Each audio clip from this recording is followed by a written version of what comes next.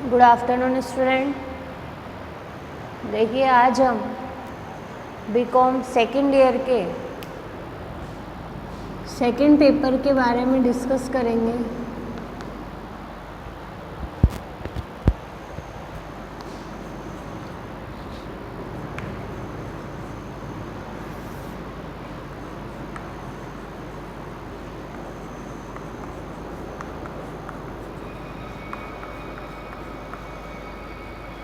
EFM के second paper को discuss करेंगे।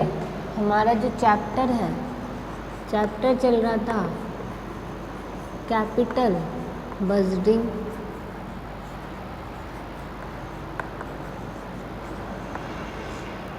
ठीक है, और टॉपिक था हमारा internal rate of return method.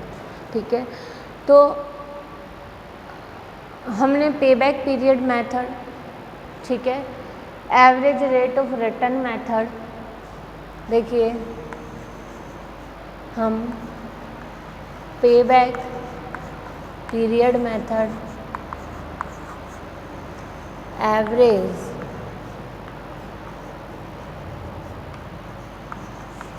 Rate of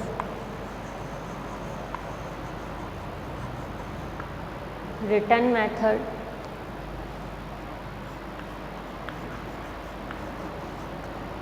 internal rate of return method, ठीक है, नेट प्रेजेंट वैल्यू मेथड,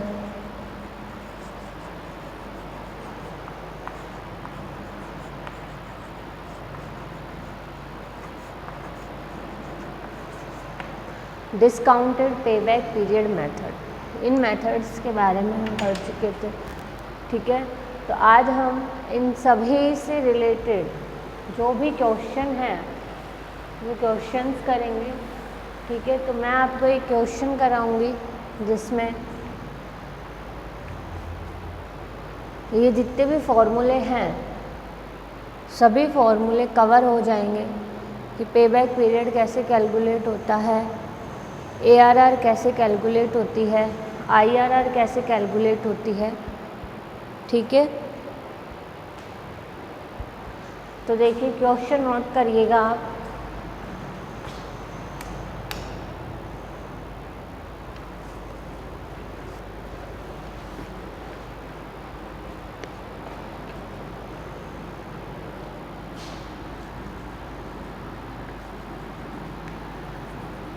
आपको प्रपोजल गिवन है, इनिशियल इन्वेस्टमेंट गिवन है,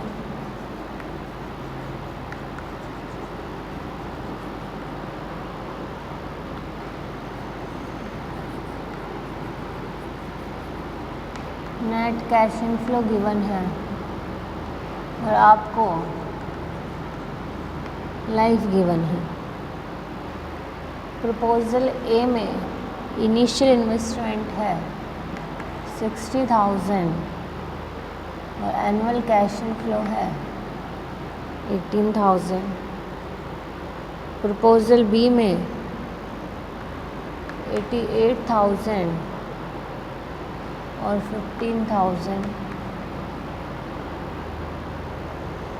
प्रपोजल सी में 2,000 और 1,000। प्रपोजल डी में 20,000 और 3,000। प्रपोजल ई में 42,000 और 15,000।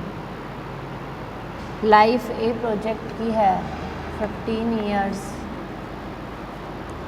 बी प्रोजेक्ट की 25, सी प्रोजेक्ट की 5, डी प्रोजेक्ट की 10, ई प्रोजेक्ट की 20। Rank these proposal according to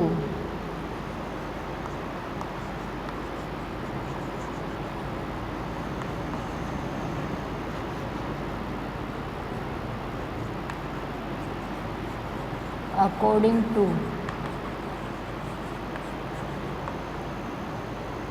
pay back period method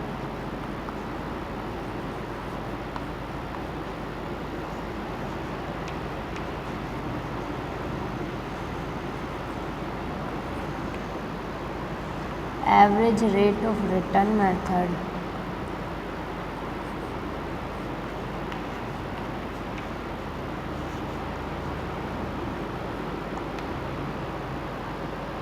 net present value method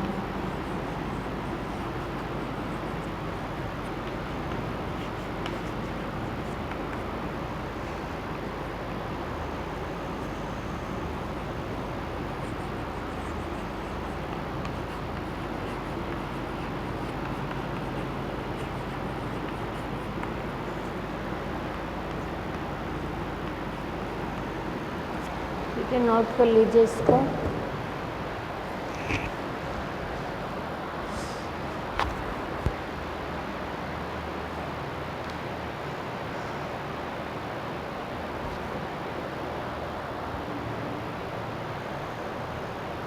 इसमें देखिए आपको प्रपोजल गिवन है, ठीक है। Proposal A B C D और ई, यानी एक कंपनी है और उस कंपनी के पास 5 प्रपोजल है, ठीक है। पांचों प्रपोजल की जो इनिशियल इन्वेस्टमेंट है वो भी अलग है और पांचों ही प्रपोजल का जो नेट कैश इनफ्लो है, तो देखिए ए प्रोजेक्ट का जो नेट कैश इनफ्लो है वो 18,000 है। कितने वर्ष तक के लिए? 15 वर्ष तक के लिए, यानी 15 साल तक, ठीक है। ए प्रोजेक्ट से हर साल कितनी इनकम प्राप्त हो रही है? 18,000 रुपये। इसी तरह 15, 10, 3 और 15, 15, 25, 5, 10 और 20, ये क्या है? इनकी लाइफ है। तो हमें क्या करना है? हमें सबसे पहले पे बैक पीरियड मेथड कैलकुलेट करना है, उसके बाद average rate of return method, फिर नेट प्रेजेंट वैल्यू मेथड और उसके बाद हमें करना है प्रेजेंट वैल्यू इंडेक्स मेथड। तो सबसे पहले हमें क्या करनी है? हमें इनको रैंकिंग देनी है इन मेथड्स के हिसाब से। जो ई प्रोजेक्ट है, ए प्रोजेक्ट से लेके ई प्रोजेक्ट तक क्या देनी है हमें? रैंकिंग। तो सबसे पहले हम रैंकिंग देंगे पे बैक पीरियड मेथड से। रैंकिंग अकॉर्डिंग टू रैंकिंग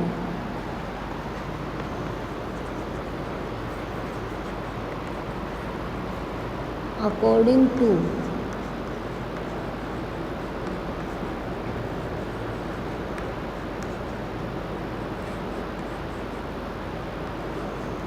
पे बैक मेथड, ठीक है।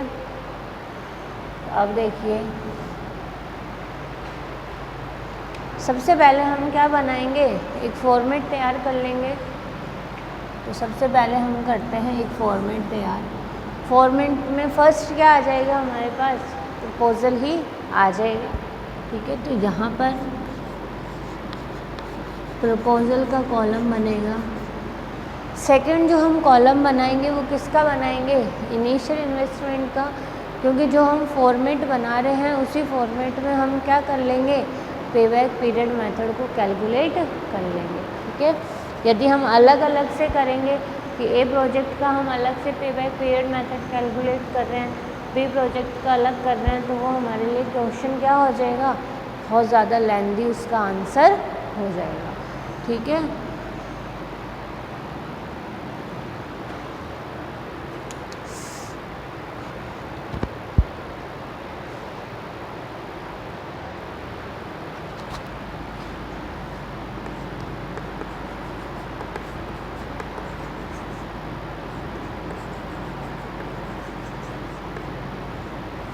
सेकंड कॉलम में आ जाएगा इनिशियल इन्वेस्टमेंट, थर्ड कॉलम में आ जाएगा एनुअल कैश इनफ्लो,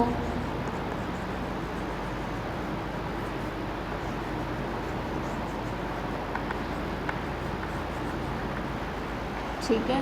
तो यहाँ पर देखिए सबसे पहले हम क्या ले लेंगे? प्रपोजल ले लेंगे। तो प्रपोजल ए का जो इनिशियल इन्वेस्टमेंट है वो कितना है? प्रपोजल ए का है 60,000, ठीक है। इसी तरह हम प्रोजेक्ट बी ले लेंगे। तो प्रोजेक्ट बी का इनिशियल इन्वेस्टमेंट 88,000, प्रोजेक्ट सी का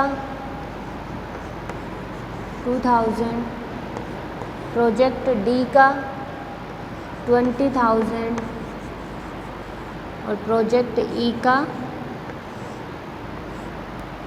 42,000। ठीक है, अब हम क्या ले लेंगे, कैश इन फ्लो। तो प्रोजेक्ट ए का है 18,000, प्रोजेक्ट बी का 15,000, प्रोजेक्ट सी का 1,000, प्रोजेक्ट डी का 3,000 और प्रोजेक्ट ई का है 15,000। ठीक है, अब हमें क्या करना है, पे बैक पीरियड कैलकुलेट करना है। ठीक है, तो इसी में कर लेते हैं हम। तो हमारा नेक्स्ट कॉलम बन जाएगा पे बैक पीरियड। ठीक है, और देखिए पे बैक पीरियड का फॉर्मूला क्या होता है,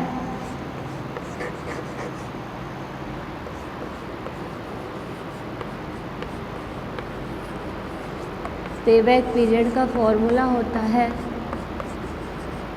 initial investment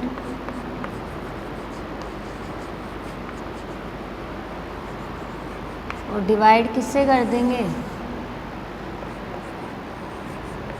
net annual cash inflows.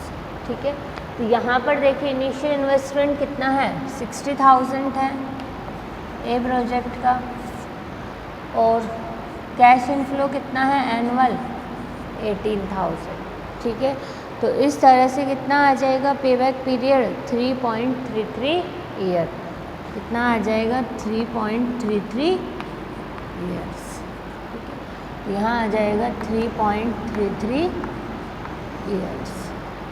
ठीक है, इसी तरह क्या करेंगे हम, इसी तरह हम जो प्रोजेक्ट बी है तो प्रोजेक्ट बी का पे बैक पीरियड कैलकुलेट कर लेंगे।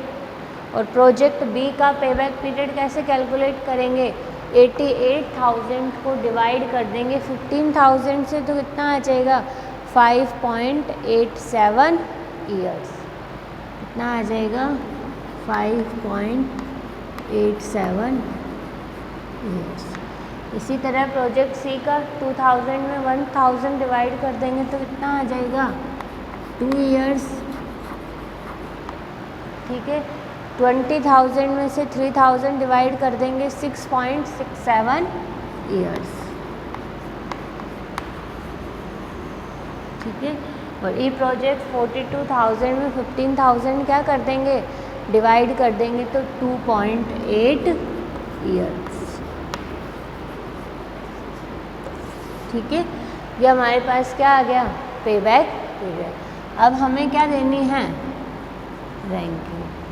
तो देखिए रैंकिंग किस आधार पर देंगे हम, यदि हम रैंकिंग की बात करें तो रैंकिंग किस आधार पर देंगे कि जितनी जल्दी हमें इन्वेस्टमेंट प्राप्त हो रहा है, यानी जितने कम टाइम में हमें इन्वेस्टमेंट प्राप्त हो रहा है, वो ही प्रोजेक्ट हमारे लिए क्या है, बेस्ट है। वही प्रोजेक्ट कंपनी के लिए क्या है, बेस्ट है, उसी को कंपनी क्या देगी, फर्स्ट प्रायोरिटी।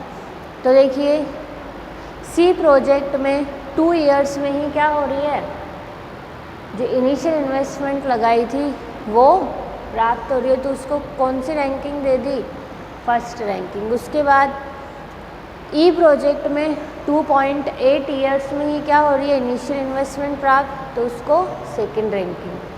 उसके बाद जो फर्स्ट ए प्रोजेक्ट है उसमें 3 साल 3 महीने में ही क्या हो रही है, इनिशियल इन्वेस्टमेंट प्राप्त हो रही है, तो उसको 3 रैंकिंग दे दी। बी प्रोजेक्ट को 4 रैंकिंग और डी प्रोजेक्ट को 5 रैंकिंग दे दी। ठीक है, तो इस तरह से क्या हो गया, इस तरह से हमने क्या किया, हमने पे बैक पीरियड मेथड के आधार पर ठीक है, पे बैक पीरियड मेथड के आधार पर रैंकिंग दे दी। ठीक है, तो इसमें सी जो प्रोजेक्ट है उसकी इन्वेस्टमेंट सबसे पहले प्राप्त हो रही है, उसके बाद ई प्रोजेक्ट की, उसके बाद ए प्रोजेक्ट की, उसके बाद बी प्रोजेक्ट की और उसके बाद डी प्रोजेक्ट। नोट डाउन कर लीजिए।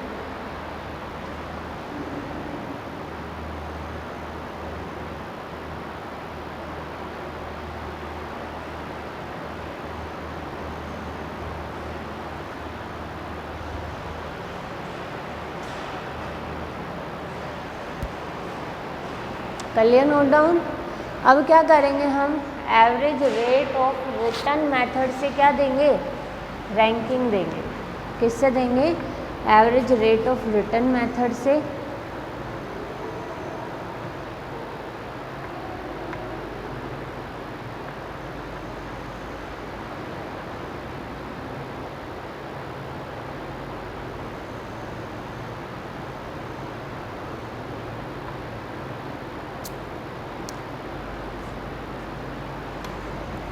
ठीक है, तो सेकंड आ जाएगा हमारा ranking according to average rate of return method.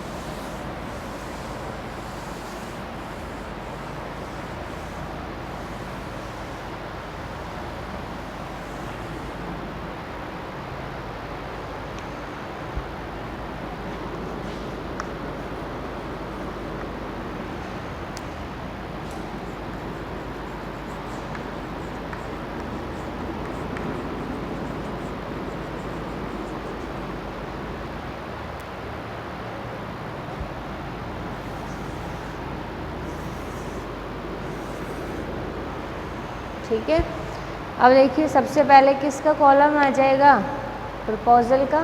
ठीक है, तो यहाँ पर फर्स्ट जो कॉलम है वो आ जाएगा प्रपोजल का। ठीक है, second column annual cash in flow का आ जाएगा, इधर सेकंड कॉलम आ जाएगा एनुअल कैश इन फ्लो। ठीक है, लिख लेना। अब देखिए proposal A B C D, तो यहाँ पर ए का कितना है 18,000, सेकंड में B 15,000 cash inflow, C project में 1,000, डी प्रोजेक्ट में 3,000 और ई प्रोजेक्ट में 15,000।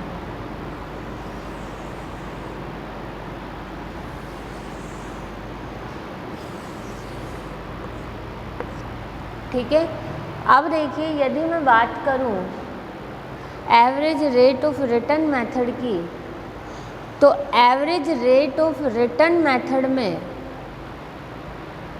जो कैश इन फ्लो लेते हैं हम, वो कौन सा लेते हैं, average rate of return method में हम कैश इन फ्लो लेते हैं आफ्टर टैक्स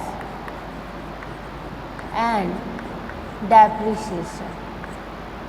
ठीक है, और पे बैक पीरियड मेथड में कौन सा कैश इन फ्लो लेते हैं, after tax and before depreciation. तो अभी इससे पहले हमने कौन सा मेथड किया, पे बैक पीरियड मेथड, यानी जाहिर है कि हमने जो कैश इन फ्लो लिया वो कौन सा लिया था, आफ्टर टैक्स बिफोर डेप्रिसिएशन वाला कैश इन फ्लो लिया था। ठीक है, तो अब हमें क्या करना पड़ेगा, ये जो एनुअल कैश इन फ्लो है इसमें से डेप्रिसिएशन क्या करना पड़ेगा, लेस करना पड़ेगा। ठीक है, तो अब हमें project A, project B, project C और प्रोजेक्ट डी और प्रोजेक्ट ई का डेप्रिसिएशन हमें कैलकुलेट करना पड़ेगा। ठीक है,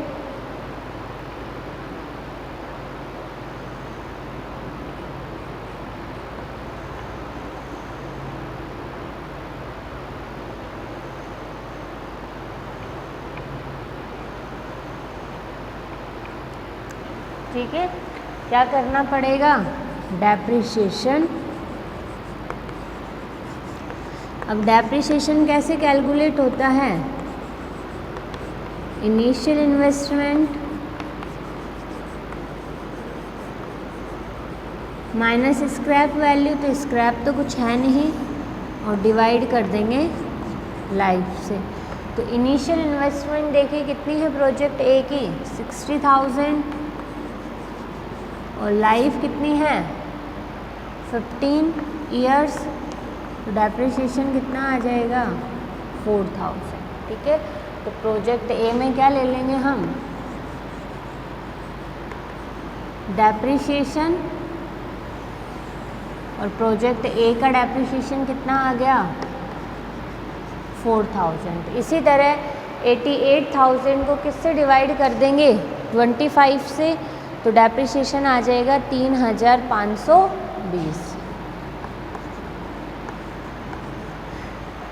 2,000 को किससे डिवाइड कर देंगे 5 से, ठीक है, तो 5 चौक 20, यानी कितना आ जाएगा डेप्रिसिएशन 400। ठीक है, 20,000 को 10 से डिवाइड कर देंगे, ठीक है, तो डेप्रिसिएशन कितना आ जाएगा 2,000, इधर आ जाएगा 2,000, और 42,000 को 20 से डिवाइड करेंगे तो कितना आ जाएगा 2,100। ठीक है, तो ये हमारा क्या आ गया डेप्रिसिएशन। अब हम क्या करते हैं, इनको ये फर्स्ट, ये सेकंड कॉलम और ये थर्ड कॉलम, अब क्या करेंगे एनुअल कैश इन फ्लो से में से डेप्रिसिएशन को लेस कर देंगे। ठीक है, तो हमारे पास क्या आ जाएगा, हमारे पास annual income after tax and depreciation आ जाएगी। क्या आ जाएगी, annual income after tax and depreciation. तो ये कॉलम बन जाएगा हमारे पास इनकम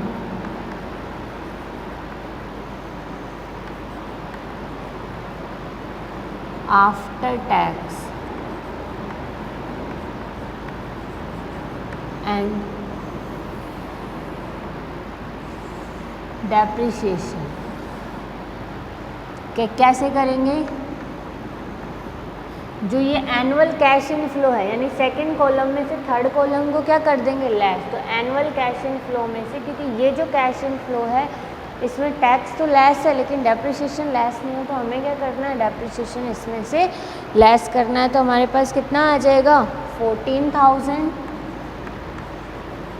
ठीक है, 15,000 में से 35-20 लेस करेंगे तो 11,480। 1,000 में से 400 लेस करेंगे तो 600। 3,000 में से 2,000 लेस करेंगे तो 1,000, और 15,000 में 2,100 लेस करेंगे तो 12,900। कितना आ जाएगा 12,900। ठीक है, ये तो क्या आ गया हमारे पास income after tax and depreciation का कैश इन फ्लो आ गया। अब हमें क्या करना है, हमें average rate of return method का फॉर्मूला यूज़ करना है। तो ARR लिख सकते हैं। अब ARR का फॉर्मूला क्या होता है, एनुअल इनकम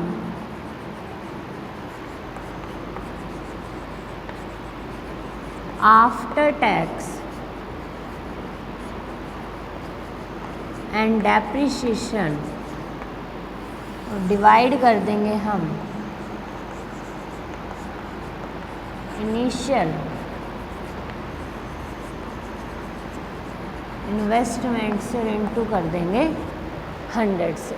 ठीक है, यानी अभी हमें क्या करना है, जो हमारे पास annual income after tax and depreciation आया है उसको इनिशियल इन्वेस्टमेंट से अभी हमें डिवाइड करना है। ठीक है, तो हम इसी फॉर्मेट में कर देंगे। तो अब हमें क्या लिखना पड़ेगा, कौन सा कॉलम बनाना पड़ेगा, इनिशियल इन्वेस्टमेंट का। ये कॉलम बन जाएगा आपका इनिशियल इन्वेस्टमेंट। अब इनिशियल इन्वेस्टमेंट देखिए कितनी है, ए प्रोजेक्ट की इनिशियल इन्वेस्टमेंट 60,000, तो इधर आ जाएगा 60,000। बी प्रोजेक्ट की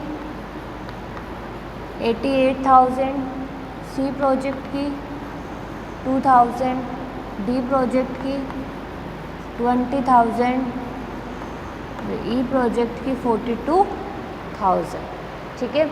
अब हमें क्या करना है, ARR हमें कैलकुलेट करनी है, एवरेज रेट ऑफ रिटर्न हमें क्या करनी है, कैलकुलेट करनी है। तो ये फर्स्ट कॉलम, सेकंड, थर्ड, ये फोर्थ कॉलम था और ये है हमारा फिफ्थ नंबर का कॉलम। कौन सा है, फिफ्थ नंबर का कॉलम। अब हमें क्या करना है, एवरेज रेट ऑफ रिटर्न को कैलकुलेट करना है।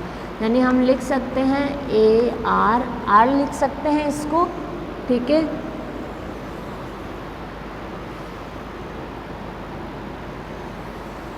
तो ये जो ARR है कैसे करेंगे, जो 4 नंबर का जो कॉलम है उसको डिवाइड कर देंगे किससे, 5 नंबर के कॉलम से, क्योंकि इनिशियल इन्वेस्टमेंट से। तो देखो 4 में क्या है हमारे पास, annual income after tax and depreciation, और इनिशियल इन्वेस्टमेंट फिफ्थ कॉलम में है। तो 14,000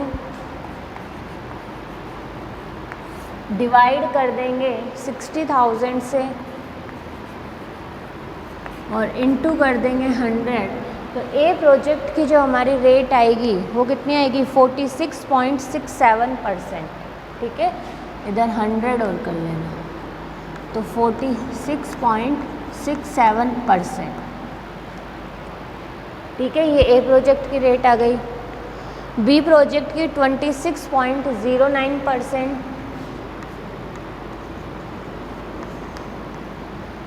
सी प्रोजेक्ट की 600 डिवाइडेड बाई 2000 इंटू क्या कर देंगे 100, तो कितनी आ जाएगी 60%, ठीक है।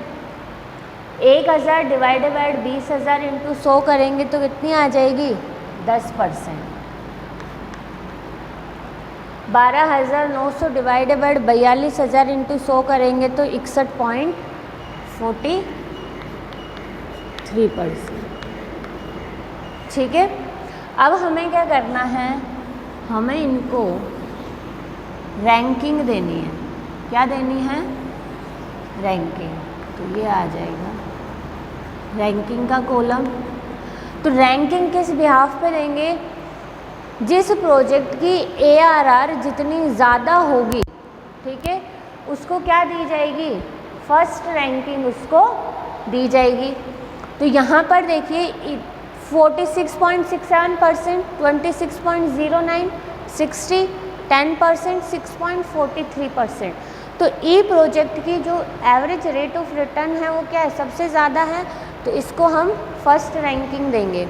बी प्रोजेक्ट की जो एवरेज रेट ऑफ रिटर्न है, ठीक है, उसके बाद देखिए सी प्रोजेक्ट की सबसे ज़्यादा है 60%, तो इसे सेकंड रैंकिंग देंगे। उसके बाद देखिए 46.67%, यानी ए प्रोजेक्ट की रैंकिंग ज़्यादा, परसेंटेज ज़्यादा है, ARR ज़्यादा है, तो उसको थर्ड रैंकिंग। उसके बाद बी प्रोजेक्ट को 4 रैंकिंग और डी प्रोजेक्ट को 5 नंबर की रैंकिंग हम देंगे। यानी कंपनी क्या कर रही है, कंपनी के पास 4 प्रोजेक्ट थे और चारों प्रोजेक्ट की उन्होंने क्या की, ARR कैलकुलेट की, और उस ARR से उन्होंने जाना कि यदि वो ई प्रोजेक्ट में इन्वेस्ट करते हैं तो उनको सबसे ज़्यादा रेट ऑफ रिटर्न उनको मिलेगी, ठीक है। यदि वो सी प्रोजेक्ट में इन्वेस्ट करते हैं तो उनको 60% की ARR मिलेगी। यदि वो ए प्रोजेक्ट में इन्वेस्ट करते हैं तो उनको 46.67% की रेट ऑफ रिटर्न मिलेगी। यदि वो बी प्रोजेक्ट में इन्वेस्ट करते हैं तो उनको 26.09% की रेट ऑफ रिटर्न मिलेगी, और वो डी प्रोजेक्ट में इन्वेस्ट करते हैं तो उनको 10% की एवरेज रेट ऑफ रिटर्न उनको मिलेगी, ठीक है। देखिए जब इस तरह से एक साथ प्रोजेक्ट आपको दे दिए हो और सेम कैश इन फ्लो हो, ईयर हो, तो आपको क्या करना है, आपको ऐसे कॉलम बनाने हैं और उन कॉलम में ही आपको क्या करना है, पूरा फॉर्मूला यूज़ करना है, उसका आंसर लिखना है। जैसे डेप्रिसिएशन का फॉर्मूला हमने लिख दिया, एक यहाँ पे डेप्रिसिएशन की कैलकुलेशन हमने कर लिया, अब हमें पता है सेम होगी भाई 15,000 में लाइफ क्या कर देंगे, उसकी डिवाइड कर देंगे। इसी तरह ARR का फॉर्मूला लिख लिया, पता है ARR कैसे कैलकुलेट होगी, आफ्टर टैक्स एंड डेप्रिसिएशन को डिवाइड करेंगे इनिशियल इन्वेस्टमेंट से, तो हमारी क्या आ जाएगी, ARR आ जाएगी, ठीक है। नोट कर लीजिए आप।